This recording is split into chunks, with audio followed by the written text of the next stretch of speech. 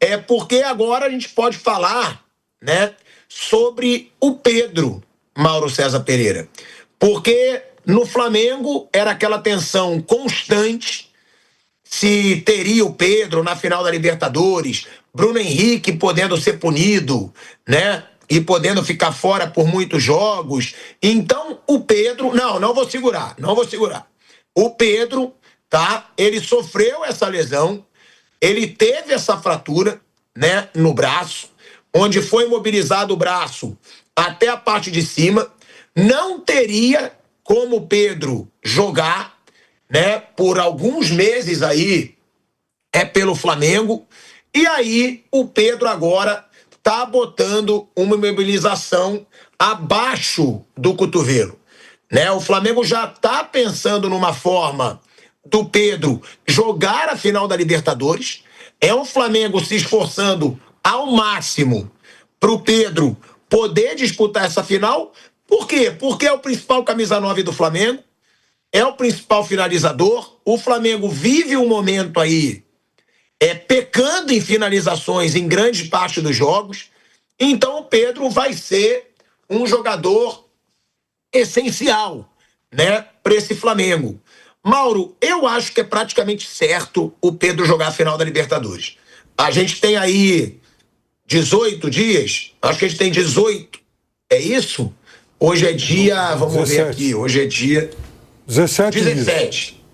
Tem 17 dias para a final da Libertadores, né? E o Pedro já vai voltar a treinar no campo com o time.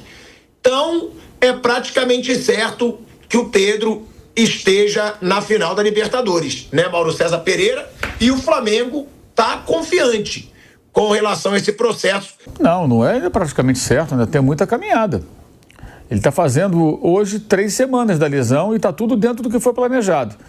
Que ele voltaria a trabalhar no campo isoladamente na semana passada, com o pessoal da fisioterapia e tal, e agora essa semana com os companheiros. Tudo que está acontecendo está dentro do planejamento médico lá do Dr. Sasaki. Exatamente isso.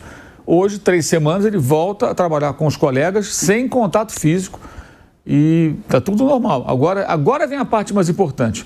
Que ele vai começar a fazer movimentos mais bruscos, ele tem que sentir confiança, e aí vem a questão da calcificação.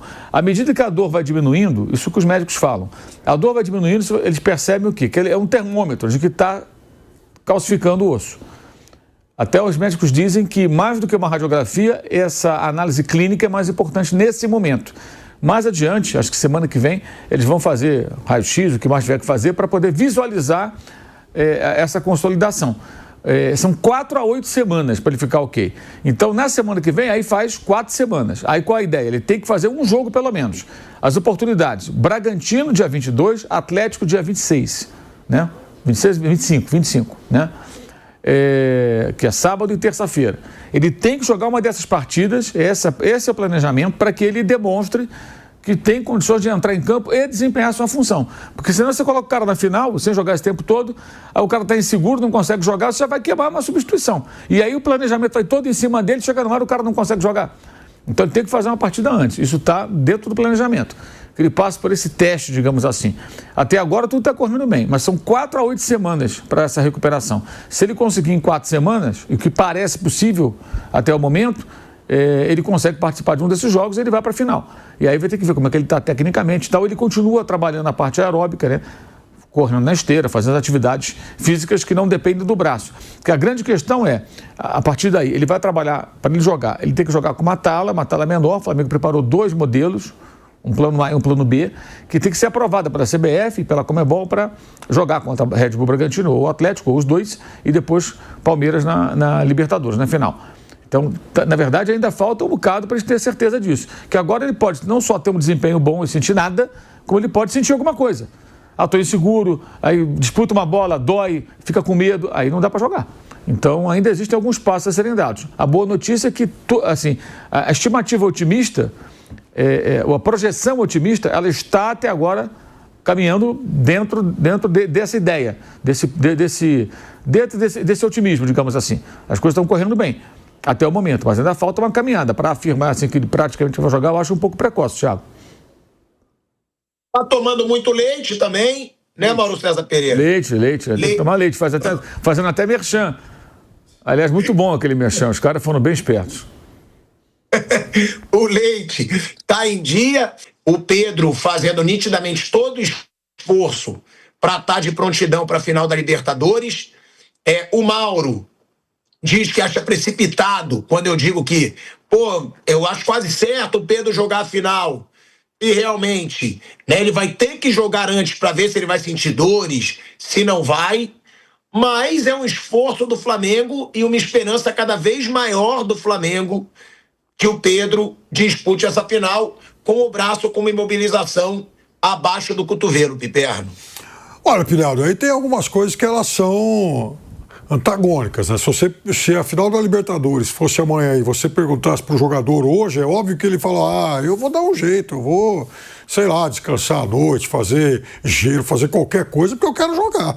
Enfim, na cabeça do jogador é óbvio que ele está disposto a até mesmo um esforço sobre-humano para participar de um jogo como esse, né? O grande finale da temporada. É óbvio que no imaginário dele ele vai ter condição, sim. Agora, uma coisa é o desejo do jogador, a outra é a condição clínica para isso, né? E há procedimentos que não são possíveis de serem abreviados. Eu lembro que em início de janeiro de 14, o Falcão Garcia teve uma lesão lá de ligamentos cruzados. E aí ele ficou, janeiro, a Copa do Mundo ia começar em junho. E a Colômbia prendia lá a respiração, havia aquele suspense todo, porque criaram expectativas de que o jogador pudesse recuperar em 5 meses e meio, e jogar uma Copa do Mundo de uma lesão com aquela gravidade. Chegou a viajar com a Colômbia, se concentrar, e é óbvio que ele não pôde jogar a Copa do Mundo. Então, há limitações. Não adianta o jogador e mesmo a expectativa do clube irem contra, a capacidade de recuperação humana, né? Isso não é possível. Mas também está ficando claro que o Flamengo tem todo, e o jogador também, tem todo o direito de ao menos acalentar essa esperança, porque a recuperação até aqui vai indo bem. Mas há coisas que são sobre-humanas. Não dá para o jogador, simplesmente pelo desejo de se recuperar, estar pronto no dia. Não é uma questão de fé, é uma questão de medicina, né?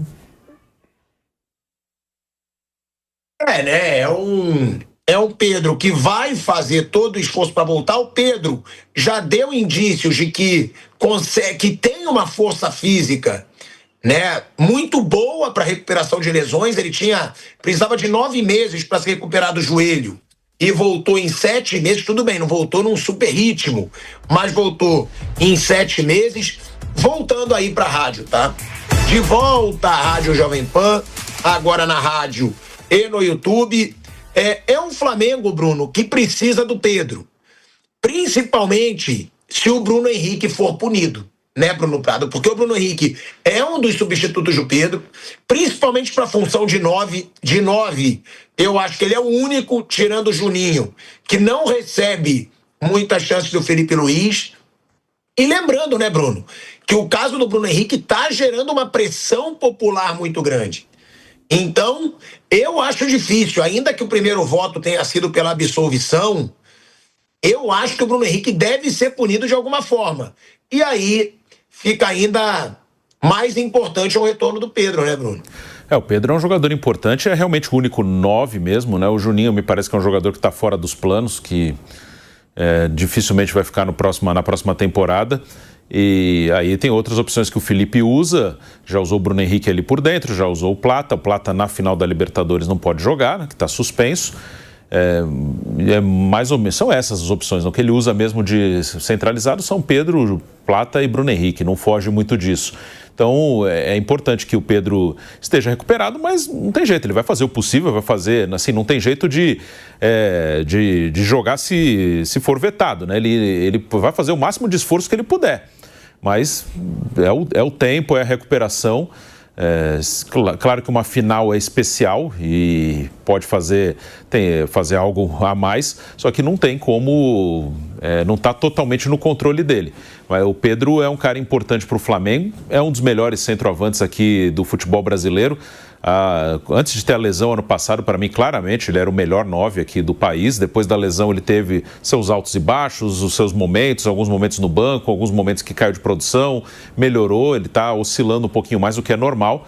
Mas é um jogador extremamente decisivo para essa reta final de Campeonato Brasileiro, para a final da Libertadores. Se o Flamengo puder contar com ele em algum momento, ele vai ajudar muito. Fazer gol não é uma coisa fácil, né? Tanto que é um esporte com baixa contagem. Às vezes tem um monte de jogo que não sai nem gol. Então o cara que faz gol com frequência, ele é muito importante, ele é fundamental. Às vezes ele é o diferencial para você alcançar um objetivo ou não. Em todas as proporções. Fala até de um cara que nem acho que é um grande centroavante, mas ajuda o time dele hoje, é o Pedro Raul no Ceará, por exemplo. Para o Corinthians, não é um jogador que ajuda, mas para um time que briga para não cair, o Pedro Raul meteu 9 gols no campeonato. É um cara que faz gol, né? No Goiás, ele teve um campeonato que ele fez mais de 10. E o Goiás ficou na primeira divisão e o Ceará vai ficar esse ano. Aí jogando para proporção de um time que briga por título, e aí é um nível mais alto, aí no caso o Pedro Raul não é desse nível, ele ajuda times ali do meio para baixo da tabela, o Pedro é desse nível no topo, é o cara que faz muito gol. Palmeiras cresce de produção quando começam os atacantes Vitor Roque, Flaco Lopes, caras crescem de produção e começam a fazer gol. O gol é algo raro, difícil, e o Pedro é um cara que entrega muito. Até no próprio elenco do Flamengo, esse ano a Arrascaeta está entregando muito, mas tirando o Pedro e a Arrascaeta, eu acho que não tem ninguém com 10 gols no ano. Acho que o Luiz Araújo, talvez. Luiz Araújo tem. Sim. Luiz Araújo. Que é até, a gente estava vendo isso com o Vampeta outro dia, é a temporada mais goleadora da carreira dele. Esse ano foi o ano que ele fez mais gol na carreira. Ele nunca tinha feito tanto gol nesse ano. Então é até uma coisa um pouquinho fora da curva. Então o Pedro é fundamental. Muitas vezes ele é o único do clube que consegue ultrapassar 15 gols, que é algo que não é tão fácil assim. Pegar um monte de time grande aí, você não vai ver tanto jogador com mais de 10, 15 gols no ano, não.